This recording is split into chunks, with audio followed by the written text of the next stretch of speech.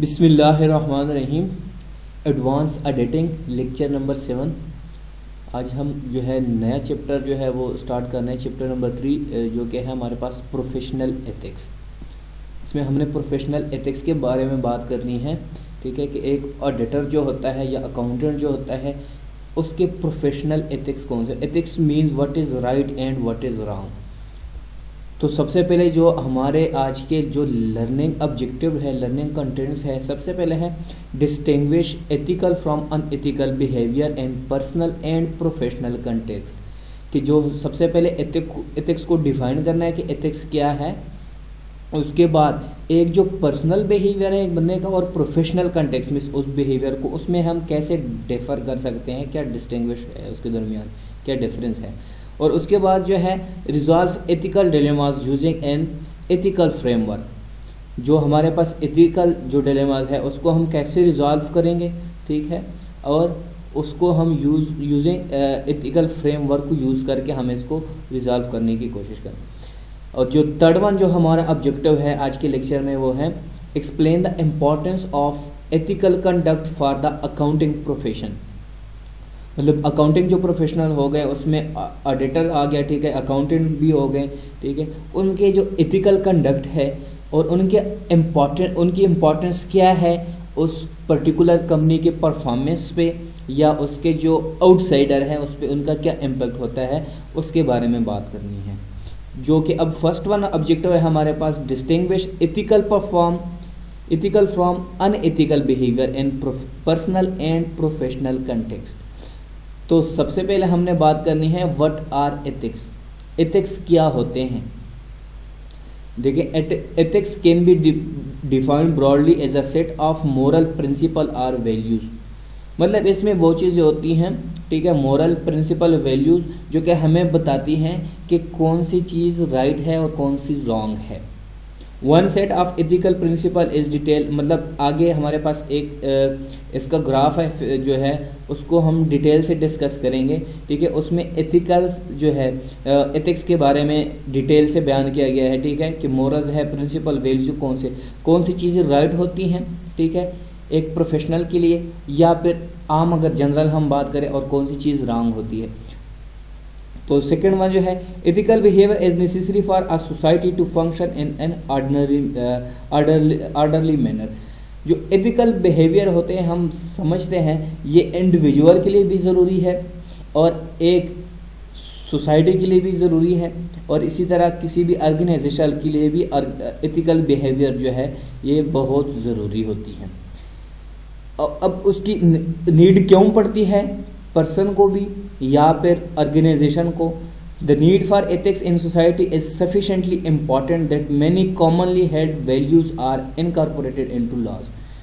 जो एथिक्स होती है सोसाइटी में, ठीक है, वो बहुत ही ज़्यादा इम्पॉर्टेंट है, ठीक है, किसी भी सोसाइटी के लिए, किसी भी पर्सन के लिए, किसी भी ऑर्गेनाइजेशन के लिए, ठीक है। अगर उस एथिक्स के अंदर उनके वैल्यूज़ जो है और प्रिंसिपल जो है इसके अंदर वो काम करेंगे तो फिर क्या होगा, वो हमेशा सक्सेस रहेंगे। अब आगे जो है हमारे पास ग्राफ है नेक्स्ट स्लाइड में, उसे हम देखते हैं, ठीक है। देखिए सबसे पहले जो है हमारे पास यहाँ पे कहते हैं कि हमारे पास 6 कोर एथिकल वैल्यूज़ हैं, ठीक है, जो कि एक एथिकल बिहेवियर जो है उनको हम कैसे जो है उसकी इम्पोर्टेंस क्या होती है और इसका इम्पेक्ट क्या होता है। तो सबसे पहले देखिए ट्रस्ट वर्दीनेस है। ट्रस्ट वर्दीनेस में क्या कई चीज़ें आ जाती है, honesty, integrity, reliability and loyalty आ जाती है। कि किसी भी अगर बंदे को हम कोई काम दे देते हैं, ठीक है, तो सबसे पहले उसकी ऑनेस्टी ज़रूरी है। ऑनेस्टी का मतलब है कि वो उस काम के साथ जो है उसको वफादारी के साथ करे, ठीक है, और वो जो है उसका जो ट्रुथ है वो भी कन्वे करे। और उसके बाद इंटीग्रिटी का मतलब है कि वो अपने काम को कॉन्शियस होके करे, ठीक है, और सिचुएशन के मुताबिक उसका आउटपुट भी दे। और थर्ड वन है उसमें रिलायबिलिटी का मतलब है कि उसके जो है जितनी भी कमिटमेंट है वो फुलफिल करे।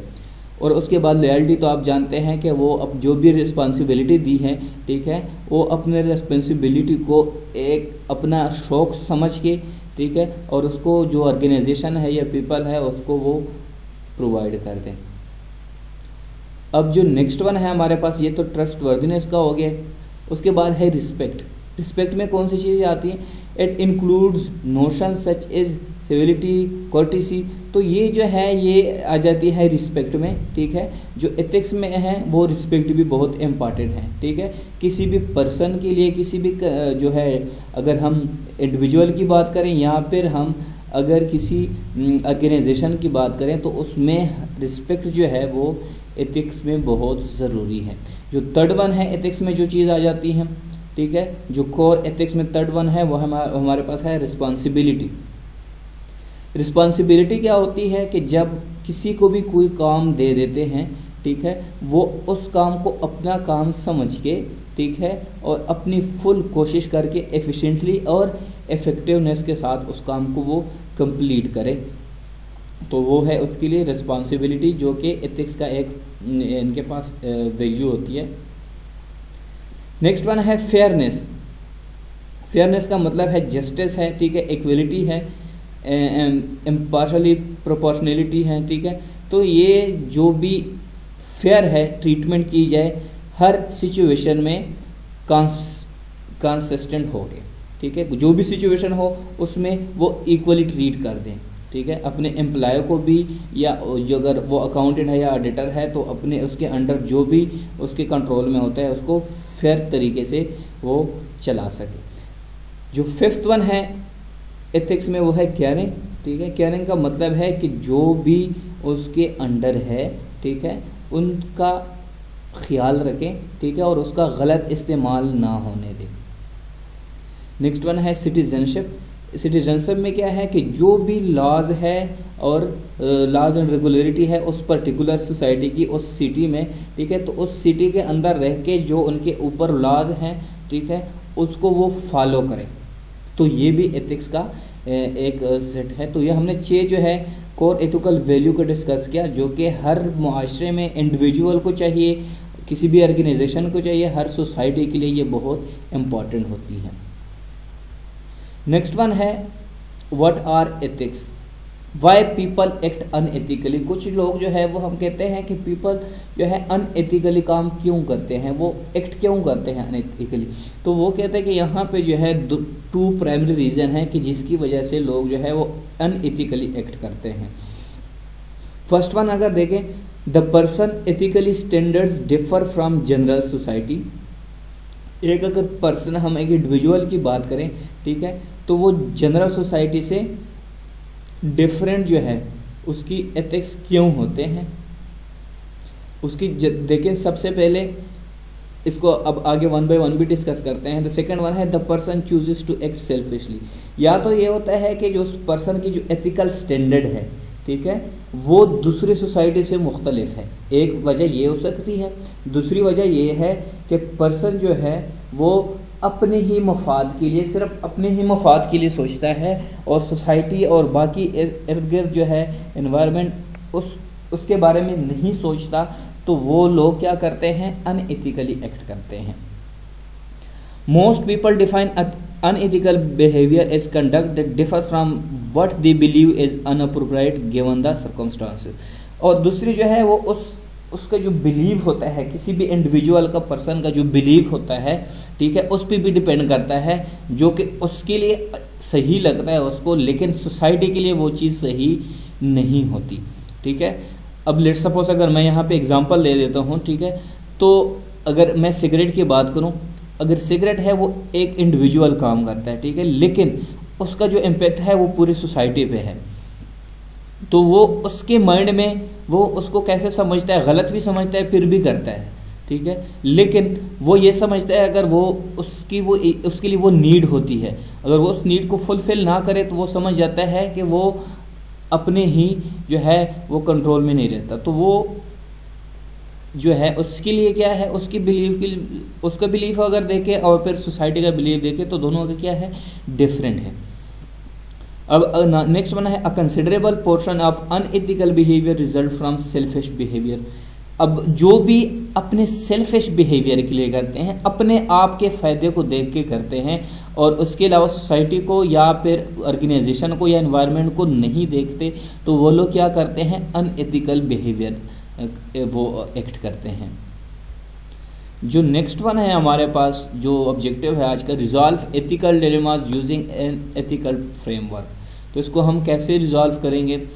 एथिकल डिलेमास सबसे पहले क्या है?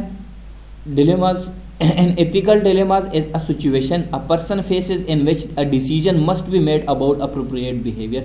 अब अगर ethical dilemma से यहाँ पे मतलब है, अगर एक बंदे के सामने डिफरेंट सिचुएशन है, ठीक है, कि वो अब किस सिचुएशन को उसको फेस करना है और किस सिचुएशन को उसने पिक करना है, ठीक है, तो वो कैसे जो है उसको डिसीजन करेगा। डिसीजन लेने के बाद वो कैसे समझेगा कि ये जो अभी मैंने डिसीजन लिया है ये बिल्कुल अप्रोप्रिएट है।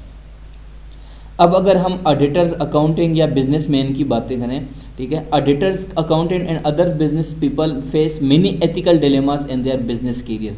अगर वो एक जो है डिसीजन ले लेते हैं, ठीक है, और इसी तरह उसको एथिकल कंटेक्स्ट में भी देखते हैं कि क्या इस डिसीजन से हमारे जो एनवायरनमेंट है उस पर क्या इम्पेक्ट होगा, एम्प्लॉय पे क्या इम्पेक्ट होगा, और इसके अलावा उनकी जो है प्रॉफिट है जो कि मेन इनका कंसर्न होता है उस पर क्या इनका इम्पेक्ट होगा।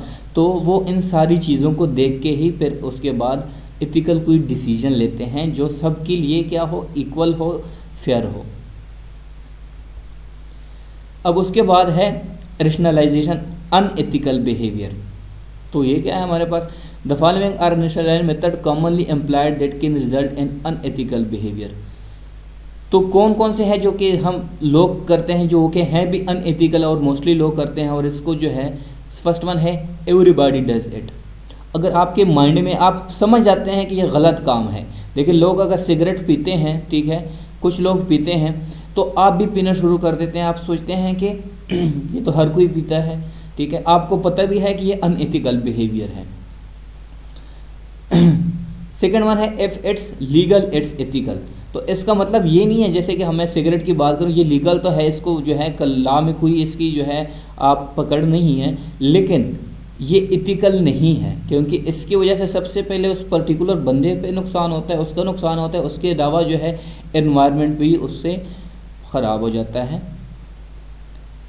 इसके बाद likelihood of discovery and consequences. उसके बाद जो है वो अनएथिकल चीज़ों की डिस्कवरी करना और उसको जो है समझता भी है कि ये अनएथिकल है, फिर भी उसको एथिकल समझ के काम करता है, ठीक है, तो वो भी उसके लिए क्या है, ये रेशनल हो के अनएथिकल बिहेवियर करते हैं। उनको पता है कि ये चीज़ राइट है और ये रॉन्ग है, उसके बावजूद भी करते हैं। अब नेक्स्ट वन जो है इसको रिजॉल्व कैसे करें? The following 6 step approach is one method for resolving ethical dilemmas. कौन कौन से हैं? ऑब्टेन द रेलेवेंट फैक्ट्स, जो उसके रेलेवेंट फैक्ट्स है उसको हासिल करें। उसके बाद एथिकल इश्यूज कौन कौन से हैं उसकी वजह से, और उसके बाद determine who is affected by the outcomes of the dilemmas and how each person or group is affected, कि उससे कौन कौन सी चीज़ें अफेक्ट होती हैं और उसका आउटकम क्या आता है हमारे पास। अगर नेक्स्ट वन अगर हम देखें, identify the alternatives available on the person who must resolve the dilemma. उसके अलावा हम उसका अल्टरनेटिव देखते हैं कि एक जो रॉन्ग कर रहा है, ठीक है, डिसीजन, उसके अल्टरनेटिव उसके पास क्या ऑप्शन है कि वो उसको चूज़ कर सके। Identify the likely consequences of each alternative. फिर उसके बाद जो है वो आइडेंटिफाई करते हैं डिफरेंट जो है कंसिक्वेंसेस को, और उसके बाद डिसाइड द अप्रोप्रिएट एक्शन। उसके बाद जो है वो अप्रोप्रिएट एक्शन लेते हैं उस पर्टिकुलर काम के बारे में। जो लास्ट वन ऑब्जेक्टिव है हमारा वो है explain the importance of ethical conduct for the accounting profession. अब हम एथिकल कंडक्ट अगर अकाउंटिंग और ऑडिटिंग में उसकी बात करें, उससे रिलेट करें, तो उसमें कौन कौन से ऐसे एथिकल्स जो है एक कंडक्ट है जो कि एक अकाउंटेंट या ऑडिटर्स के लिए ये इम्पॉर्टेंट होती है और ज़रूरी होती है कि वो उस के लिमिट में रह के अपना डिसीजन जो है वो ले सके। और तो सबसे पहले देखें special need for ethical conduct in profession में जो है इसकी जो है कौन सी नीड होती है। Our society has attached a special meaning to the terms professional. जैसे प्रोफेशनल तो हमें पता है कि वो अपनी रिस्पॉन्सिबिलिटी देखते हैं, ठीक है, और उसके अलावा प्रोफेशनल वो होते हैं कि जो अपना भी रिस्पॉन्सिबिलिटी को 100% उस पर काम करते हैं, ठीक है, और उसके अलावा ये उसके जो आउटसाइडर होते हैं, इसके इर्द गिर्द जो लोग होते हैं, एनवायरनमेंट होता है, उसको भी देखते हैं कि क्या उस पर नेगेटिव इफेक्ट तो नहीं हो रहा। The term professional means a responsibility for conduct that extends beyond satisfying individual responsibility। सबसे पहले वो अपनी individual responsibility देखता है और उसके बाद and beyond the requirements of our society's laws and regulation, तो वो अपनी requirement ऐसे रखता है, अपनी responsibility को ऐसे fulfill करता है कि सोसाइटी की जो laws and regulation है उसको भी देखता है कि क्या जो वो ये जो काम कर रहा है अपना, वो उस लॉ के अंडर है या नहीं है, क्या उसके अपोजिट तो ये काम नहीं कर रहा। तो ये सारी चीज़ें ये उनको देखनी पड़ेगी। अब अगर हम एक CPA जो है सर्टिफाइड पब्लिक अकाउंटिंग उसकी बात करें, एज अ प्रोफेशनल, वो भी एक प्रोफेशनल होता है। Recognise a responsibility to the public to the clients. उसकी रिस्पॉन्सिबिलिटी क्या होती है कि वो पब्लिक को या क्लाइंट्स को या जो इन्वेस्टर वगैरह हैं उनको ट्रू एंड फेयर व्यू दे सके किसी भी पर्टिकुलर कंपनी के बारे में। And fellow practitioner including honourable behaviour even if that means personal sacrifice, ठीक है, उसको पर्सनल सेक्रीफाइस दे के क्या करना है, अपने क्लाइंट को, अपने पब्लिक को जो है अपनी ही रिस्पॉन्सिबिलिटी समझ के ट्रू एंड फेयर व्यू दे सके। तो वो ये उसके एथिक्स में आता है, कोड ऑफ कंडक्ट में आता है कि उसको ये चीज़ें करनी पड़ेंगी। नेक्स्ट वन अगर हम बात करें, special need for ethical conduct and professional continue. अब हम बात करते हैं special need for ethical conduct and profession. देखिए, CPA firm have a different relationship with users of financial statement than most professional have with their customer। तो सबसे पहले जो CPA firm होता है उसकी डिफरेंट रिलेशनशिप होते हैं उसकी यूज़र से। यूज़र मतलब कौन से, क्लाइंट्स हो गए, इन्वेस्टर हो गए, लेंडर्स हो गए, सप्लायर्स हो गए, ये सारे जो हैं उनके साथ क्या करते हैं, प्रोफेशनल तरीके से पेश आते हैं। Most clients pay professional for services and the professional primary responsibility is to the client. जो प्रोफेशनल है वो सर्विसेज तो प्रोवाइड करते हैं, लेकिन उनकी जो प्राइमरी रिस्पॉन्सिबिलिटी है वो क्या है, क्लाइंट के साथ है कि क्लाइंट को वो क्या कर सके, अपनी सर्विसेज प्रोफेशनल तरीके से उनको दे सके, प्रोवाइड कर दें। CPA firm are engaged by management or the auditor committee and paid by the company, but the CPA firm's primary responsibility is to the user of the financial statement।